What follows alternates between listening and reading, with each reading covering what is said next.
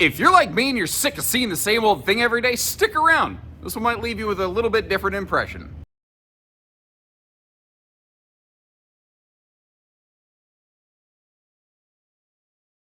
Hello everybody, Josh the RV Nerd of Bish's RV, and it is definitely my pleasure to get a hold of this one right here. This is the new Impression 318 Rear Living View.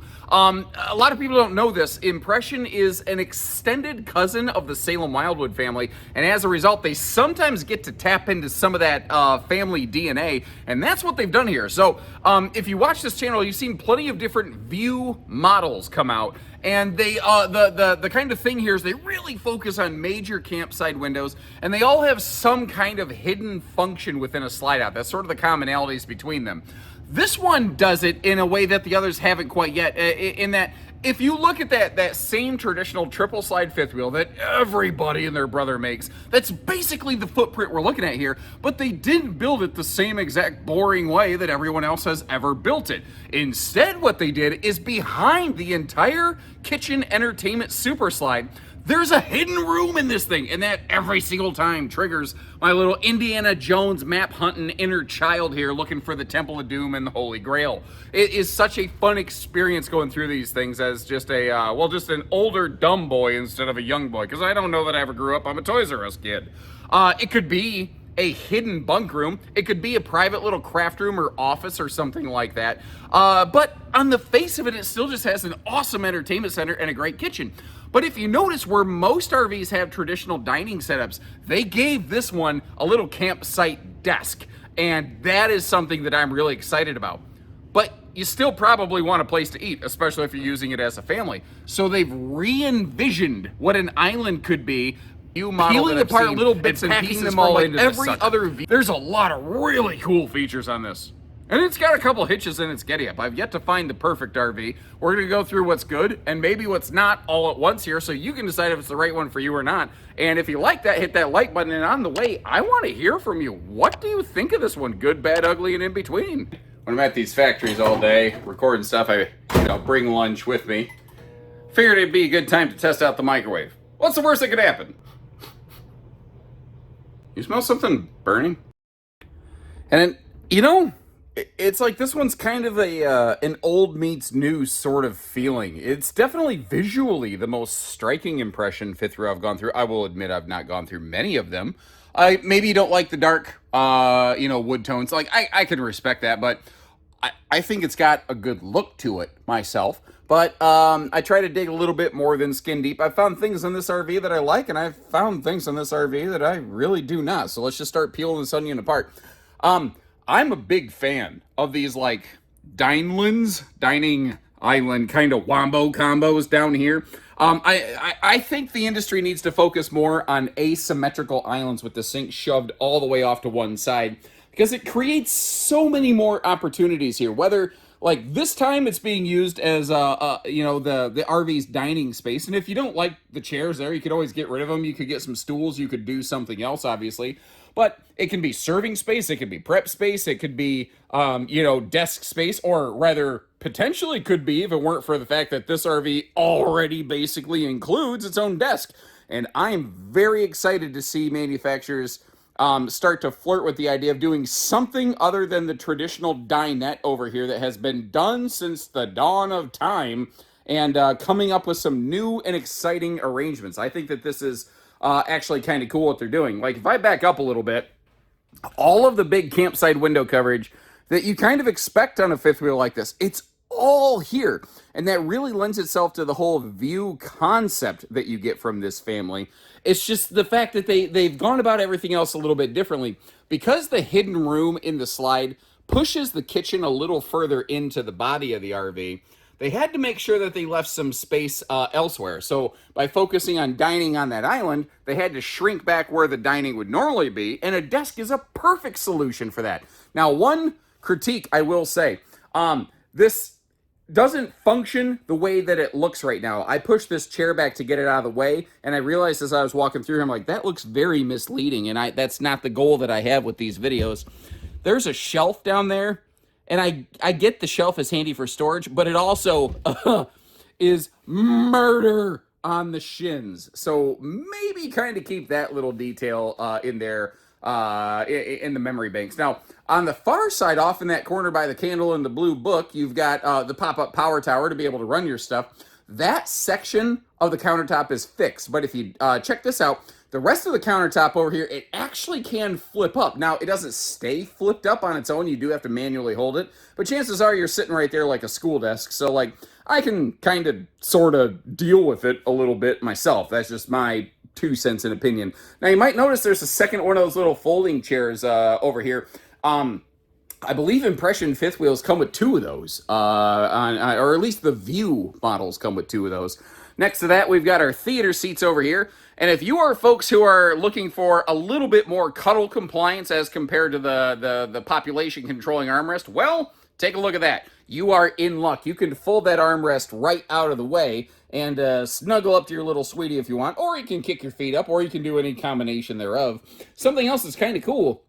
You see the double cup holder in the middle armrest, then there's the third black thing. That's a set of 2 USB plugs built right into that you could, keep your phones and everything charged up if you want. Now, they didn't go with overhead cabinets. They went with maximum window coverage. I like it. Now, I will say, if you are a client who lives in sun country, you are probably not going to use those big giant windows quite a bit. Instead, what you will probably use quite a bit are those really heavy curtains that they have. But even that, I kind of like what they did here. Instead of the boxy valances and lambrequins and whatnot, what you have is some basically really heavy linen style stuff that is not see-through. It will do a heck of a job of really blotting the sun out while being very minimally invasive the rest of the time. And here's another thing that I thought. Whether it's a roller, roller shades are really cool, but what if the roller spring or something gives up the ghost and it starts to not work properly? Pleated shades or the shades that are integrated in the windows, like Brinkley windows, they're very cool, but anything that has that sort of integrated Euro style shade, it's still on a string. It could still fray and pop potentially. It could be restrung, but when it's just curtains on a rod, man, it feels pretty failure proof to me, short of the entire curtain rod getting ripped out of the wall. But that's not something I think is just going to mechanically wear down and fail over time, at least not in my estimation. And again, they put some massive window coverage on this sucker. If you look kind of between the curtains right there, as I'm kicking the chairs on the island, you can see how there's household and USB outlets on both sides of it. And Impression is very good about giving us a lot of those little wicker basket type things. So giving you a look at like one of those wicker baskets more closely and blotting out the windows a little bit, you can see that this thing, it can give you privacy if you want, but you could use that overhead shelf for decorations. You could use it for storage. Did you notice that the side stands on either side of the sofa also have a little bit of a flip top? Let me actually get you up a little more close and personal. By the way, that is just an incredibly visually tricking print on that wood panel. Ooh, okay. Something I just noticed, I'm not saying, ooh, the storage. I'm noticing even where they cut the wood, where people probably wouldn't look or wouldn't see by default, they still finish that off. That's a nice little touch. I've kind of talked about or dinged different brands for that a few times before. Now, if I back up a little bit here and I'm walking through the gauntlet of chairs, actually, let me address that elephant in the room real quick. If people are sitting at the Dineland and someone is using the Dinesque or whatever we want to call all this stuff, because I have a nerdism for everything, you're going to just destroy all your walk-through space here. So kind of keep that in mind. Now, you could definitely walk around the other side, but if someone's using the kitchen, you're in the way there. So it's a kind of model where we're going to have to work with one another a little bit, but depending on how you camp, because nothing says this has to be a family camper. It could just be a couple's model. You could work around that potentially. You may have noticed, by the way, no floor heating vents, and that is a carpetless slide floor over here. It's not technically a floor flush kitchen slide, but there's nothing like a stove or a sink or a microwave over there that you would have to stand directly in front of. Everything that we'd use over here, it doesn't need to be floor flush. So I'm not going to knock them for not having a floor flush slide there. Now, when we get to the hidden room, you might be a little bit curious, like, how do you get air conditioning in there? That's part of the reason you have this big bulky fascia up here. And if you look up top, there's this extra little thing going on right there. Basically, that is a dedicated air vent designed to shunt air down into the hidden room behind the entertainment center. So they are still climate controlling back there. Now, the View family of camping floor plans has been out for a little while. So I would kind of ask anyone who has one of those, who has actually had a chance to use it yet, how well is the room behind the entertainment center climate controlling? Is it doing a good job? Do you wish it did better? I've never used one for an extended period. I don't know. So I'd love to get some real world feedback on here. Man, you are facing straight at that big entertainment center. We got the Tootsie Toaster down below. And you can see that we do have a little bit of pantry-tainment storage on either side of that thing. It's not massive, it's not incredible, but it's not nothing either. Where this one gets really, really fun, though, is when we go through that left-hand door. Because what's really kind of interesting is when you just look right here, it kind of just looks like it's got a Sir Mix-a-Lot pantry center. That is the double up, It looks like it's a double pantry. And in a way, I guess it could kind of be an insane walk-in pantry. But that's really not what's cool about this one. What's really cool about this one is that it has just a flat-out Legend of Zelda hidden room built into this sucker right here.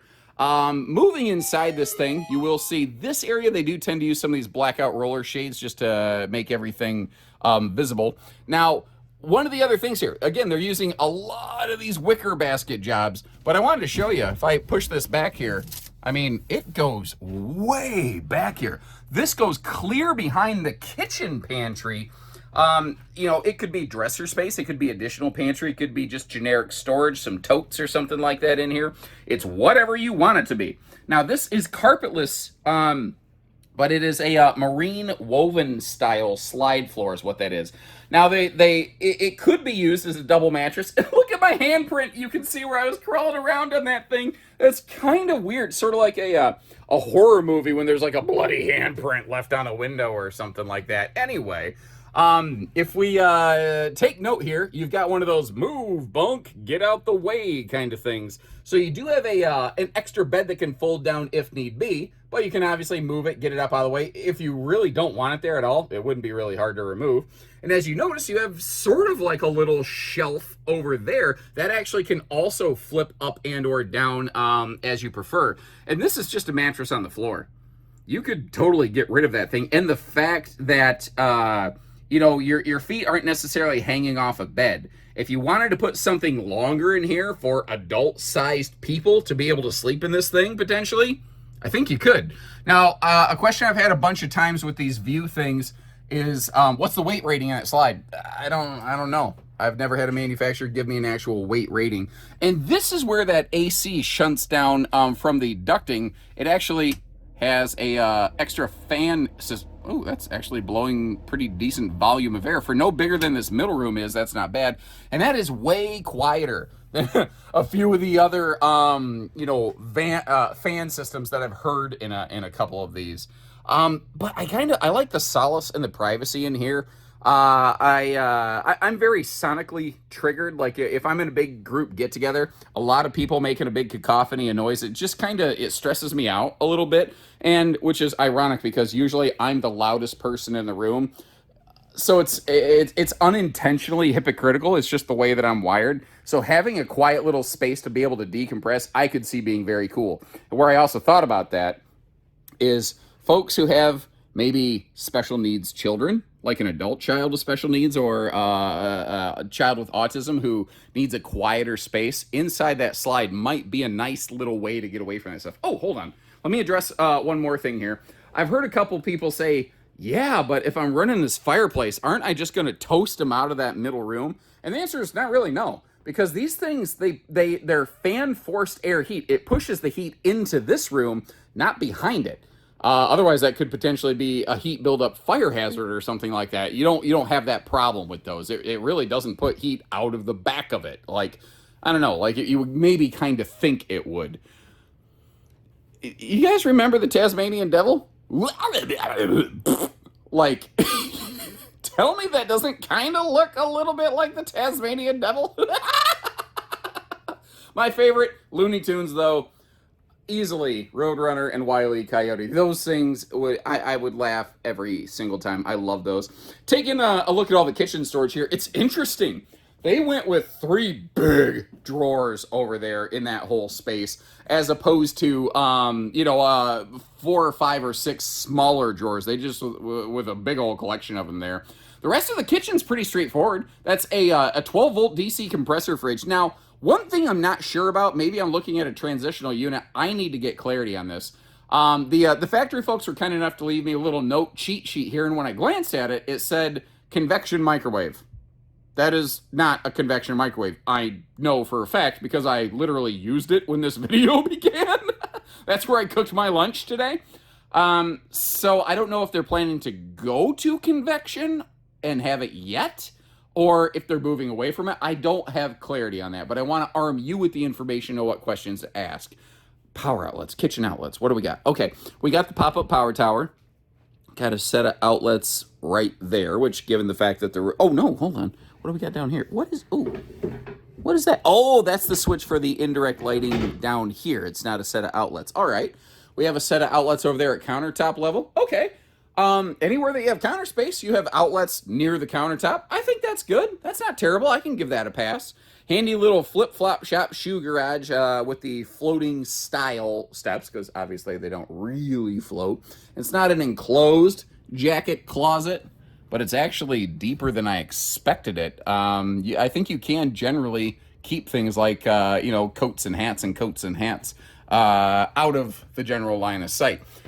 We do have everyone's favorite, he says with great sarcasm, the peekaboo I smell you bathroom door over here. And this is a dual sink kind of bathroom vanity situation right here. However, I'm at a terrible, terrible angle to kind of showcase some of this stuff for you. So, with the help of some movie magic, I can give you a look at that whole countertop. I feel like manufacturers continue to do the double sink arrangement in bathrooms because manufacturers continue to do the double sink arrangement in bathrooms. And I think that they're copying off of one another and not actually listening to what most people say. So once again, I ask you folks to sound off in the comments. Would you prefer this had 1 sink or 2 sinks? How would you prefer to have this bathroom arranged? Is it perfect how it is, or should they change it around? My 2 cents, I'd rather have 1 sink in the middle or over here, and then the rest of this just be countertop and storage space. Because when you have a cabinet door like that right next to the toilet, this is reason number 37 that I don't love it. Which I think you get. Also, it would be nice if there was a little spot for a wastebasket in there. Now, in terms of toilet space, it is very fluffy friendly, especially if you get that sliding glass panel door out of the way. And I don't know what the total hard upper deck height in this thing is. I think it's about 6'3", because with my shoes on, and the fact that this is a floor flush shower, basically, where the shower floor height's the same as the main floor. It's recessed in a little bit way like that. I could stand in that shower. It wasn't too terribly bad. You also do have some linen storage over here. As many of you are well aware, I'm not a major fan of open face storage, but it's better than absolutely nothing. And the fact is, if all you're really going to put in that is like towels or whatever, it's gonna be fine. And just in case you don't feel like putting on a free show for the neighbors, you do have yourself a blackout shade there. And that is a more basic vent fan up top. That's not one of the big, like 14 or 11 inch or whatever full size vent fans. So keep that in mind right there. Moving forward, carpet in the bedroom. I haven't seen carpet in the bedroom in a while, but I have heard from some viewers who like a little bit of carpet in the bedroom, so when they swing their legs off the bed while they're finding their slippers, they don't end up with cold piggies, because nobody likes the chilly piggies. Am I right? Up front, that big closet, it is prepped and ready for a side-by-side washer dryer. So you're going to put either a washer dryer combo unit on the right-hand side or the washer on the right and the dryer on the left, depending on what you're doing with it. As you see here, second air conditioner, I'm trying to remember, and I apologize, I'm blanking. I don't remember if that's standard or optional, but personally, there's no flipping way I would ever have an RV this size, especially with that extra hidden room in there, without a second air conditioner. And as you may have noticed, we have that VersaTilt bed, which opens up the floor space a lot. It's nice to be able to actually get dressed in here. But at the same time, If you want to replace the mattress, if you go with something really big and bulky and heavy, the actuator system may not be rated to handle that weight. So you may need to sacrifice that if you want to put a more heavy-duty mattress in there. Giving you a look through the rest of the closet and the storage space up here. In case you're curious, there are some power outlets and USB plugs on both sides of the bed. It's just kind of, they sort of blend in and they're fairly easy to miss. Just to give you an idea of what you're looking at there. That closet up front, it looks really awesome and impressive because it's so big and wide open, but it doesn't really have a lot in the way of like shelf space the way a lot of them do. So I'm kind of not sure how functional some of that is. Like the bottom half of the space below the hanging rod, I kind of feel like I'm wondering if that may not be potentially wasted space, or you could at least put some totes or something in there. I don't remember offhand what the cargo capacity of this RV is, so just be a little cognizant of that. Make sure you don't overload it. Here's another thing that I was kind of curious about. Okay, good. When I see a giant hanging rod like this, sometimes I like to make sure it's going to be able to hold a lot of clothes. I would like that to be reinforced a little bit more, because something I've seen is I've camped with my mother, and that woman can pack. She can put a lot of stuff into an RV very, very quickly. And I've actually seen her overload a giant closet rod like that the next year, the manufacturer, that happened to be a Jayco, they literally bulked up their roof construction in that area to hold more weight, partially because of my mother. Now, closing up the slides for road mode like I like to do, it's not too bad if you want to get in here a little bit and get packed up in the front end, because you can slip past that, you can get to that closet. Obviously, the bathroom's over here in the hallway side, so you are craptastic for travel access. Yes, sirree, Bob, right there.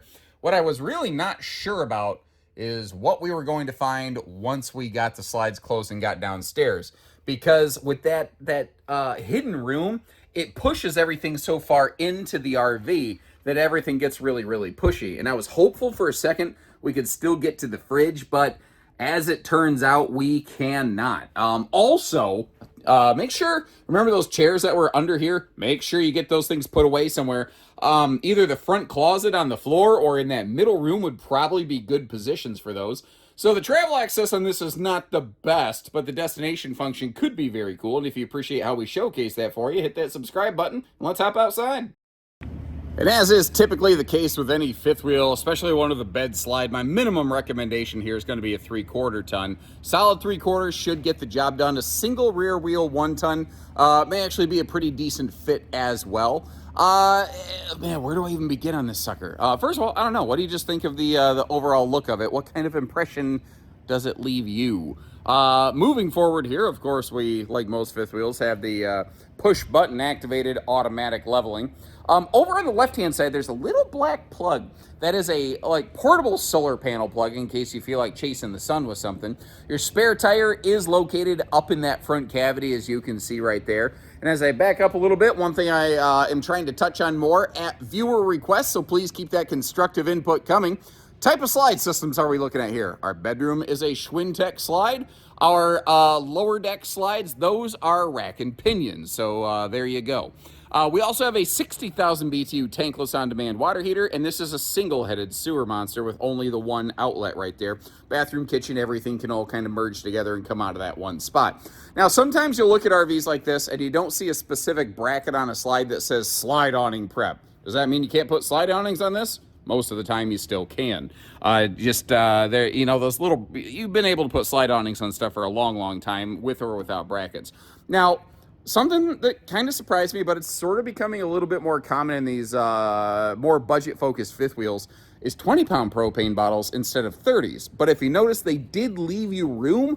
If you did want to go to a bigger propane set of bottles, that's something that we could assist you with at our stores. I'll tell you, the bottle itself, it costs a bit. It'll probably cost more than you realize. So don't be surprised if your eyebrows go up and you get a little bit of sticker shock on that.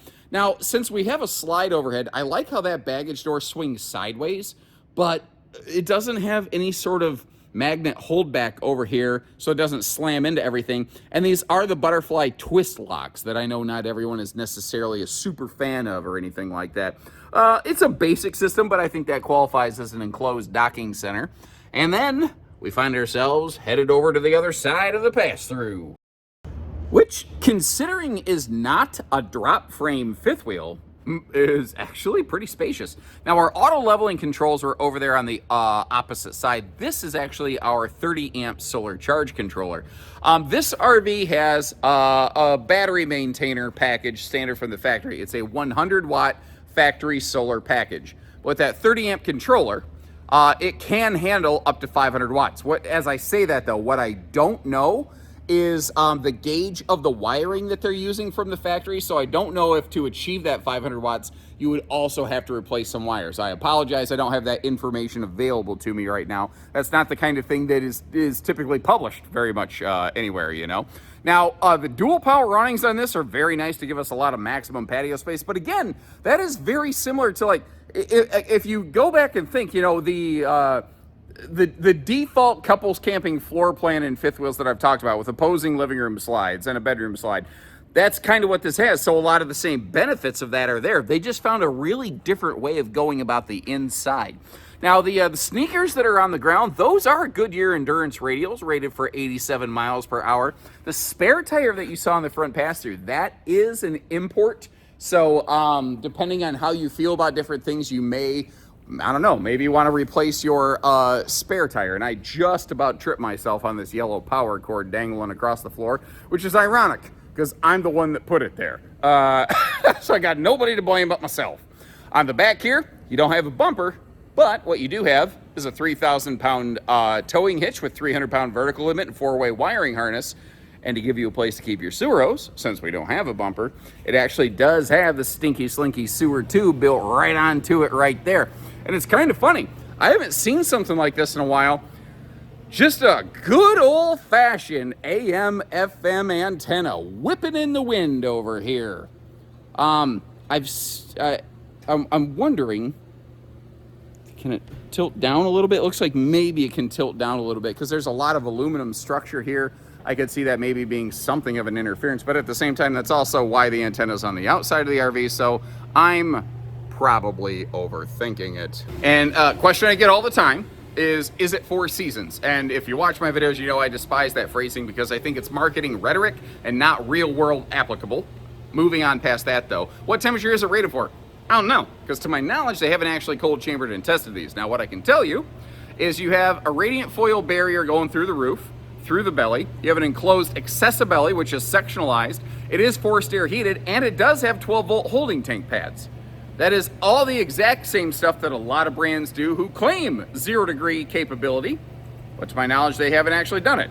And if they haven't made a promise, then I don't know how I can, but that's how they do. And much like the Mighty Mighty Boss tones, that's the impression I get.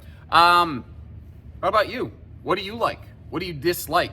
If you could wave a magic wand and change one thing on this RV, what would it be? And what is one thing that they absolutely nail that you would never change? I'd love to hear from you. In the meantime, I'll leave you some links in the video description to see where we have one of these and you know, pricing on it and all that kind of stuff. I think our Indiana store is actually one of our few stores that carries Impressions. So let me know. Do you want me to keep banging against more of these? You want me to get a few more of them? Or is it a brand that doesn't do much for you? I just want to go where you want me to go. I let you folks drive this channel. So until next time, take care, stay safe, have fun, and happy camping, everyone.